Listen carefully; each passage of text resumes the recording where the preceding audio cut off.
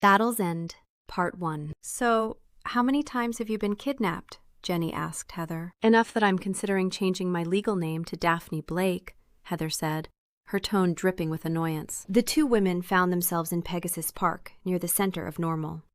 The scene playing out for Heather was frustratingly similar. Kidnapped, bound in the middle of the park, near the magical nexus, with Granny the Winter Fae standing before her, while snow fell around them. This time, however, her father wouldn't be coming to save the day. Didn't my father banish you from the town? Heather asked the Winter Court Fae. I removed myself willingly, child. To prevent such a circumstance, answered Granny. I had hoped to have accomplished my part in this then, but there is still sufficient time to correct that oversight. Heather rolled her eyes. I'm not going to destroy or damage the Nexus in any way. You know that. You're simply wasting your time. Granny smiled. As if I need either of you to be willing participants. She gave Jenny's cheek a pinch. Jenny, the Soulforge paladin, resisted the urge to try and bite one of the Fae's fingers off. Once the Fae had released her, she shrugged. Sorry, Granny, I'm depleted of magic. Even if I was willing to help you, I have no power left. You'll have to find another puppet to dance to your strings.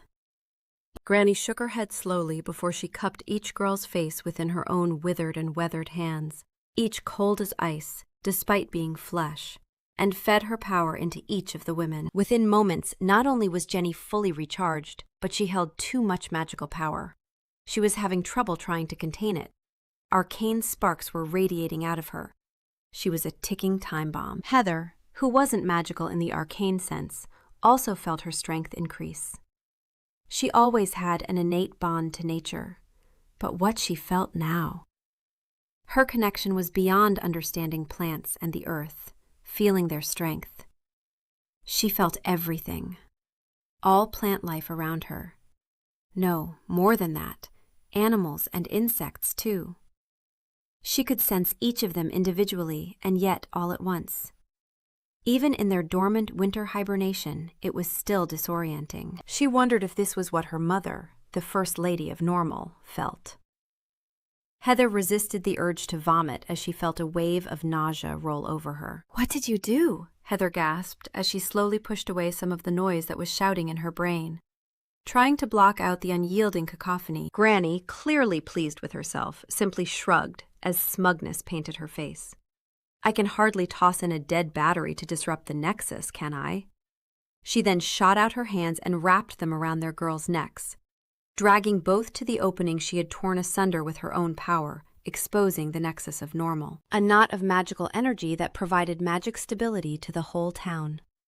Once lost, it would be causing everyone's own magic to become unpredictable and wild. Even Granny's power would be impacted.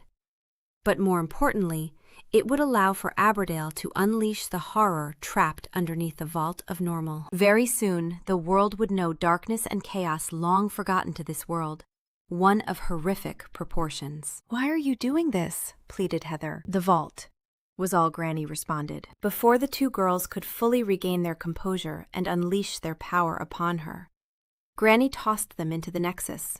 Sink or swim, dearies.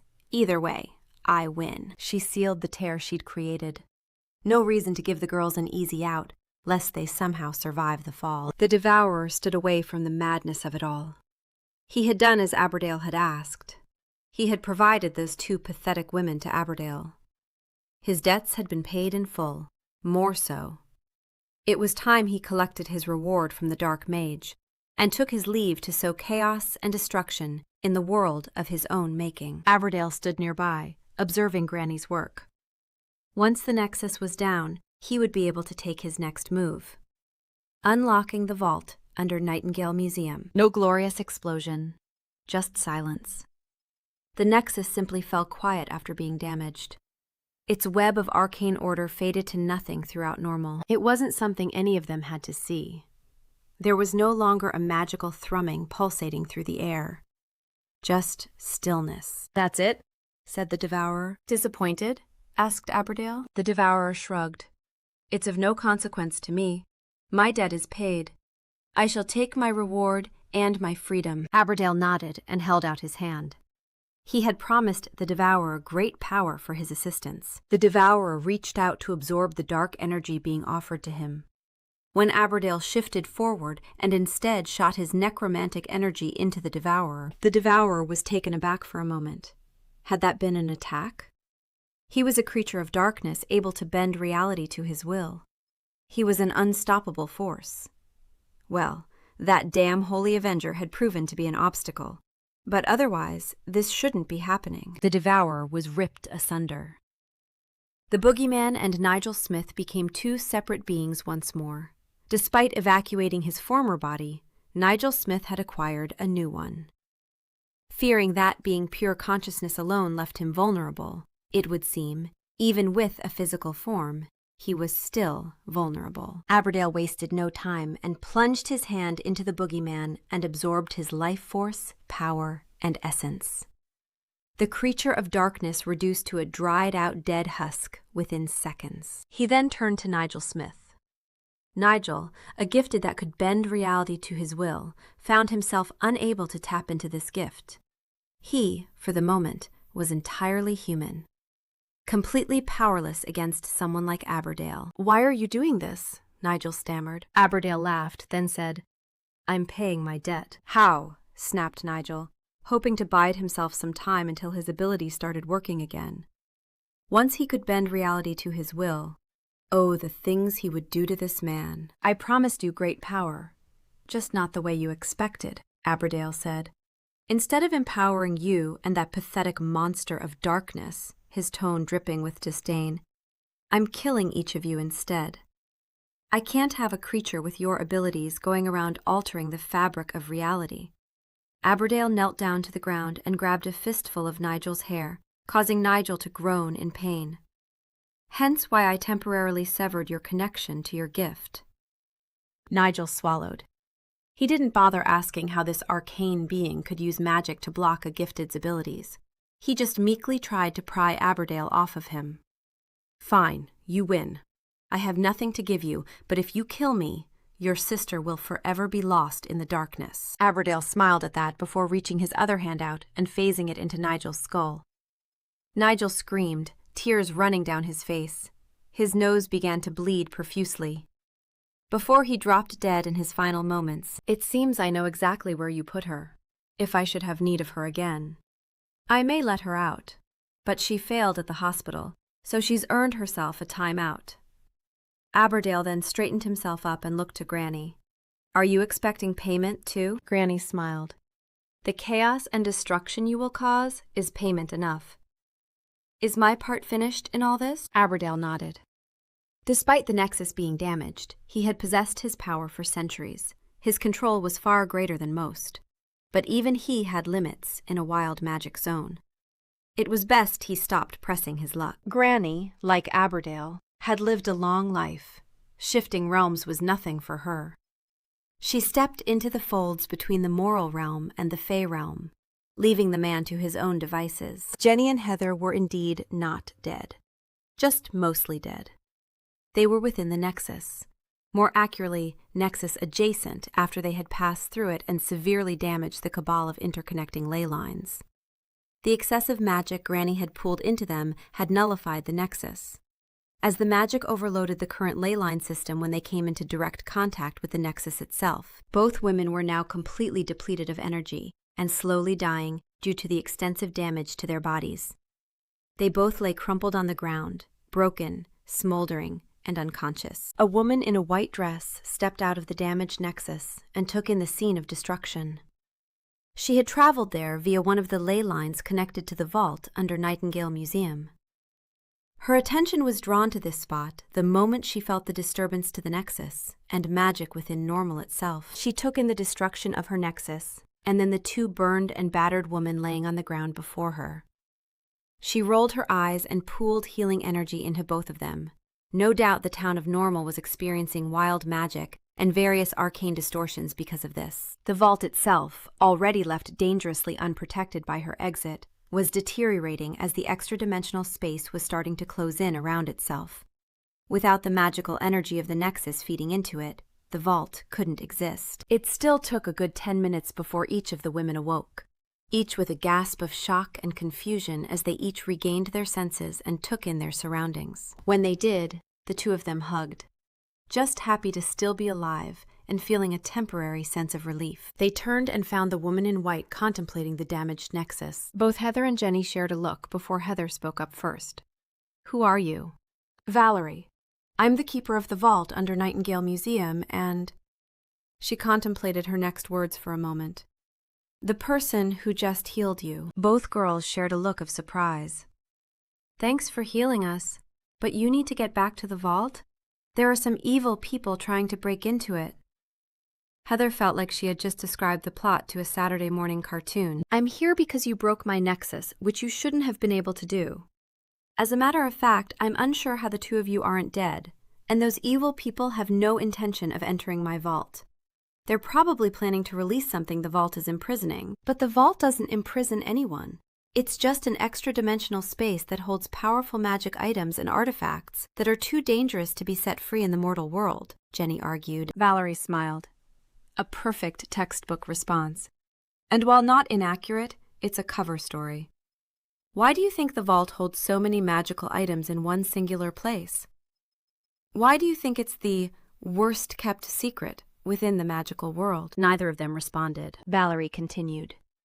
Why do you think a town, such as Normal, is built over and around such a place? A town that has 2 former Greek gods as its mayor and first lady, not to mention a high arcane white mage who runs a bakery, and a gold dragon as acting president of the bank. A fey prince who runs the museum. Because if everyone believes they know the truth about the vault, most people wouldn't bother to look deeper than what was so plainly in front of them, answered Heather, as a sick realization rolled through her stomach. Valerie nodded. Very good. Answer me this. Did your parents share with you the true purpose of the vault? No, Heather shook her head. But I never thought to ask. I was also one of the people who took its purpose at face value. Most do. That's why it works. Valerie folded her arms. Even the handful of people that have broken into the vault are there to pursue a magical trinket or weapon. No one in the last century has ever had any interest to peer past my illusions to see the truth. The vault itself is the lock on a cage. What's the vault keeping locked up? Asked Jenny. Actual evil. And I'm not being melodramatic with that answer. There are beings that have long since been imprisoned away from the mortal and magical worlds. There are things that even monsters fear. What is locked away in the vault is one of those beings. An eldritch horror, answered Heather. Like from H.P. Lovecraft? Asked Jenny. Yes, said Valerie, before she went back to reviewing the damaged nexus. To her chagrin, the damage was getting worse. How do we stop it from getting out? Jenny asked. Stop the evil people from getting past the vault, answered Valerie. Well, fine, sputtered Jenny. We'll help you stop them. Just get us out of here so we can. Valerie laughed. I can't do any such thing until the nexus is repaired. She then turned to the women with utter curiosity. How were you two able to damage it, though?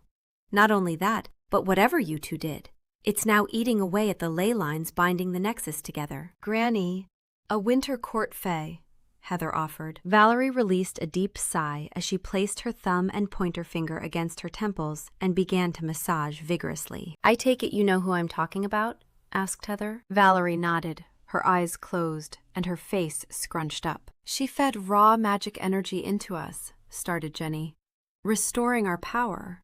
Valerie held up a hand. And then tossed you into the nexus directly? The women nodded their agreement. Valerie sighed. She caused an arcane overflow, resulting in the nexus experiencing a tear as it tried to alleviate the excess arcane energy. It's a failsafe to prevent it from exploding due to excessive raw arcane energy, so that it doesn't create a massive crater. Valerie shook her head. Worse, she attached a corrosive nature within her magic, so now it's eating the nexus alive. How did the corrosive magic not eat us alive? Or our power, anyway? Asked Jenny. It potentially was, which is another reason Granny supercharged you. To counteract the effects of her magic before it could damage the nexus, once it came into contact with a greater power source. And all of your magic, Valerie waved a hand at Heather, or divine power, it dissipated out from your bodies. All it took to disrupt the Nexus was 2 supercharged beings. That's it? Heather asked, her tone incredulous. It was great to know the Nexus had a failsafe to prevent it from going boom, but the fact it was so easily damaged seemed very alarming, especially with how important it was to the town. Such minor damage is common daily.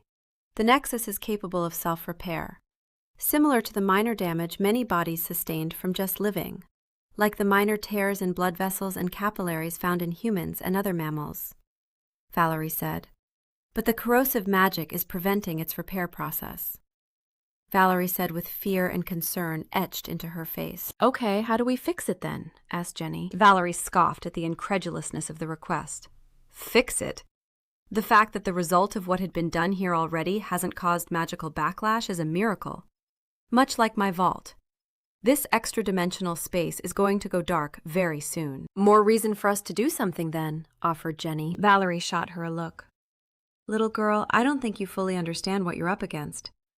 The Nexus is pure and raw power, seeing as Jenny and I have both tapped directly into one before. Thanks to Granny. We are both well aware of what we are dealing with, Heather said with assertion. We may not understand the finer dynamics, but you can make up for that. Now what do we need to do? Valerie's surprised look at Heather's statement quickly shifted to genuine joy. I'm guessing our past Nexus interaction, thanks to the manipulation by the crazy Winter Fae, Granny, is a good thing? Asked Jenny. Valerie nodded. We may have a chance to save the Nexus after all. Once again, that woman is her own undoing. What do you mean magic isn't working? Snapped Reginald. His sister Desiree shrugged. The magical Nexus has been damaged. Well, should have been by now. Magic, for the time being, is unpredictable. She explained to her brother. Personally cast spells anyway. Magic already manifested and stored in objects should be less impacted. Hence why Aberdale is making his way here on foot instead of traversing through the shadows. Desire was enjoying this, explaining basic magic theory that any Fae was taught before they could walk.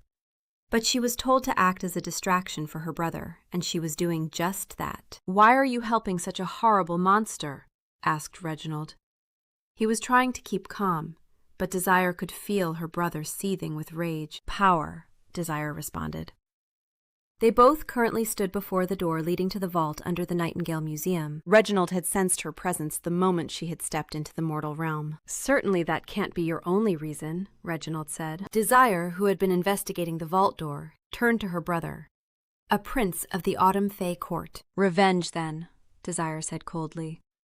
Our court remains subservient to Winter. We are but their playthings, their cannon fodder soldiers. We hold no true power or authority among the royal Fae. Reginald wanted to argue, but couldn't. He had long since left the Fae realm and took up a place of authority here in Normal, as head of the Nightingale Museum. He had grown tired of the in-house fighting, the meaningless wars, the constant backstabbing between courts, the constant mistrust and hate. His sister's reasons were valid, justified even. But what she was planning to do, the eldritch horror she planned to help Aberdale unleash onto the world. Unforgivable. How is this supposed to help anything? Reginald demanded. The monster trapped within the vault desires power. Magic. I will give it the Winter Court to feed upon. Reginald laughed, deep and boisterous.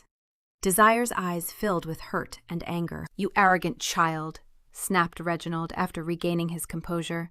You think you can control that thing, even if it did as you asked.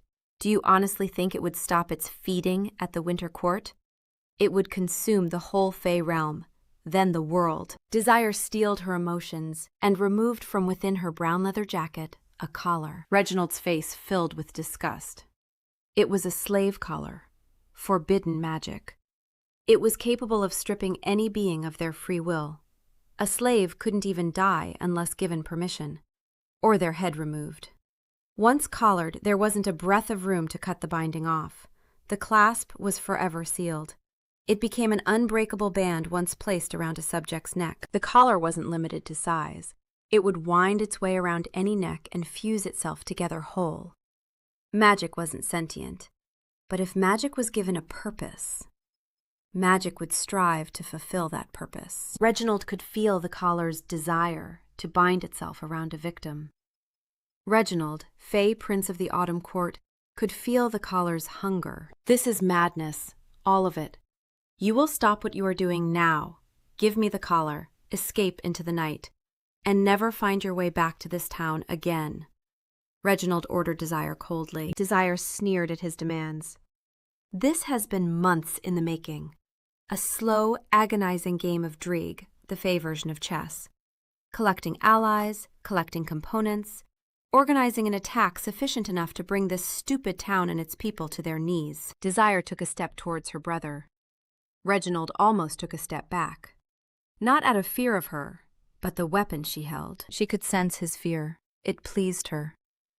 I've come too close to getting what I want, what I need, what I deserve. You, least of all, brother dear, are going to stand in my way. Desire stood taller, confidence coursing through her. You can't stop this. No one can stop this. Aberdale is too calculated, too powerful. He plays to win, and he will win. Exactly, responded Reginald. He will win, not you.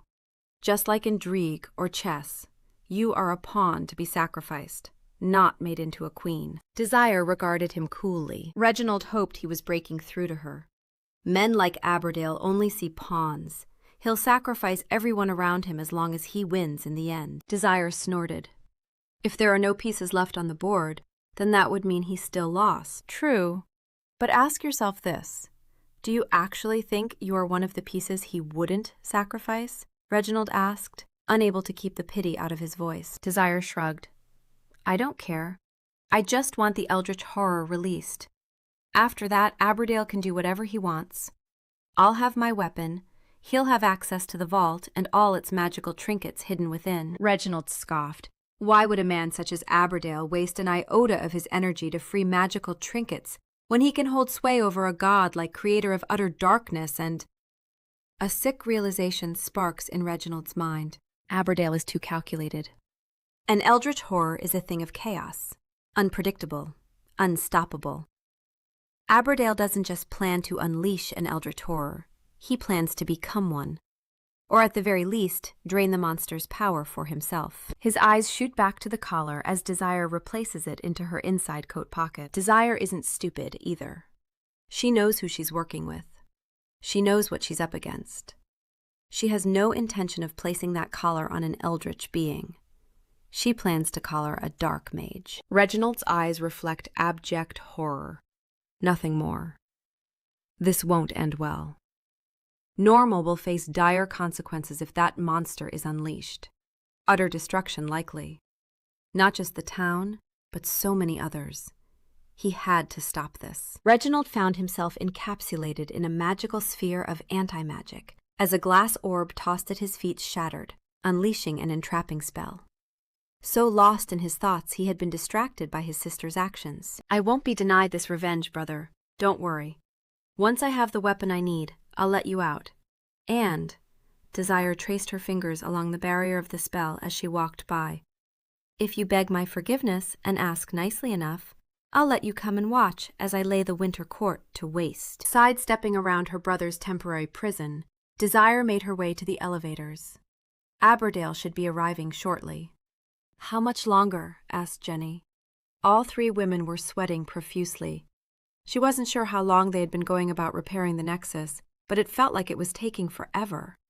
This was the third time tonight Jenny felt fully depleted of magic. It's done, responded Valerie. Both Heather and Jenny collapsed onto the ground, utterly spent of power. So we fixed it? Magic has been restored to normal? Heather asked. Valerie sighed, a look of sadness upon her face. Jenny and Heather shared a look of concern before returning their attention to Valerie. What's wrong now? Asked Jenny. The damage has been repaired, yes. Thankfully, Granny's ignorance in binding you to a nexus in the past provided you with a connection that permitted you each the ability to understand its intricacies and repair it. Normally, that would take years of study. But Granny imprinted the information into you when she possessed you, Jenny. Valerie turned to Heather. A similar thing occurred with you. By binding with the nexus with your nature affinity, you were able to understand it fully as well. Maybe not on the same level as a true arcane, but well enough. I had a spring court fae help me reconnect to my divine nature roots. He provided me some understanding of the magical ley lines and how they interconnected with the world. Otherwise, I probably would have been more of a hindrance than a help, admitted Heather. But that still doesn't explain the look of sadness, said Jenny. Valerie nodded.